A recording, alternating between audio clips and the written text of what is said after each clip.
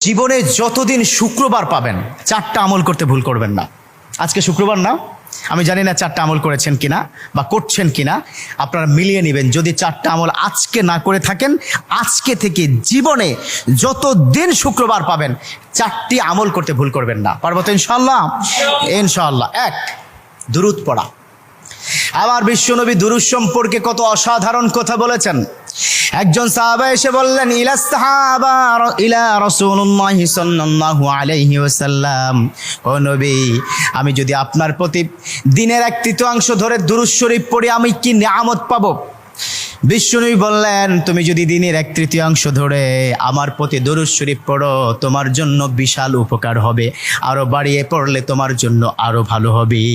সাহাবা মহা খুশি হয়ে গেলেন, ইয়া রাসূলুল্লাহ, আমি দিনের অর্ধেক সময় জুড়ে যদি আপনার প্রতি দুরূদ শরীফ পড়ি তাহলে কি হবে? বিশ্বনবী বললেন, এটা বিশাল শুভ সংবাদ তোমার জন্য, তার চাইতে আরো বাড়িয়ে পড়লে তোমার জন্য আরো ভালো। সুবহানাল্লাহ। বিশ্বনবীর কথা আবেগতাড়িত হয়ে সাহাবা বললেন, ও নবী, আমি পুরো 24 ঘন্টার যখনই সময় পাবো তখনই যদি আপনার প্রতি দুরূদ শরীফ আমি পড়তে পারি গো নবী। আমার নবী মুচকি এসে বললেন, তাই যদি হয়, ওয়া কানা মাই ফিল জান্নাহ, ও আমার সাহাবা, তুমি যদি 24 ঘন্টা ধরে যখন সুযোগ পাও তখনই দুরূদ শরীফ পড়ো, তুমি আমার সাথে আল্লাহর জান্নাতে যাবে। সুবহানাল্লাহ। এর মানে দুরূদের কি পাওয়ার! দুরূদ এত অসাধারণ। কেউ যদি মান করা দুরুদান, যে ব্যক্তি দুরূদ পড়বে আল্লাহ পাক তার মর্তবা, তার মর্যাদা 10 গুণ বৃদ্ধি করে দিবে। সুবহানাল্লাহ পড়েন। যে ব্যক্তি দুরূদ শরীফ পড়বে আল্লাহ পাক তার আমল নামা থেকে 10টি বদ আমল কেটে দিবে। সুবহানাল্লাহ পড়েন। যে ব্যক্তি দুরূদ শরীফ পড়বে আল্লাহ পাক তাকে 10টি নিয়ামত দান করবেন, যে নিয়ামত সে কখনো ভাবতে পারেনি। সুবহানাল্লাহ পড়েন। তার মানে দুরূদ শরীফ কি কত অসাধারণ না? মান লাজিমাল ইস্তেগফার। দ্বিতীয়টি হচ্ছে ইস্তেগফার পড়া। জুমার দিনে অবশ্যই ইস্তেগফার পড়বেন।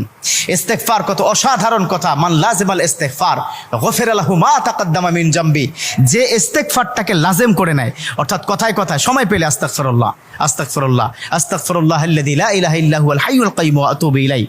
কোথাও ভুলে হয়তো একটু ফেসবুকে কোন একটা নারীর ছবি চলে আসলো, আস্তাগফিরুল্লাহ স্কিপ করে দিল।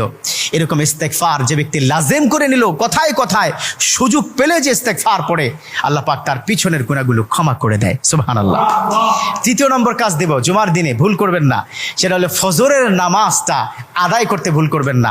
এখন যদি আমি জিজ্ঞাসা করি, মাশাআল্লাহ এখানে যতজন আছেন আজকে ফজরের নামাজ পড়ছেন কিনা, মনে হয় না আমি খুব বেশি পাবো যে ফজরের নামাজ পড়েছেন।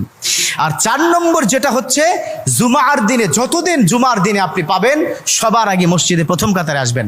বিশ্বনবীর হাদিস যে প্রথম কাতারে সর্বপ্রথম মসজিদে প্রবেশ করবে, রব্বে কারীম তার আমল নামায় উটের গায়ে যে পরিমাণ পশম থাকবে সম পরিমাণ পশমের সওয়াব তার আমল নামায় আল্লাহ পাক দিয়ে দিবে। সুবহানাল্লাহ। তা 4টা আমল করবো তো ইনশাআল্লাহ? আল্লাহ পাক কবুল করে নেক। আমিন।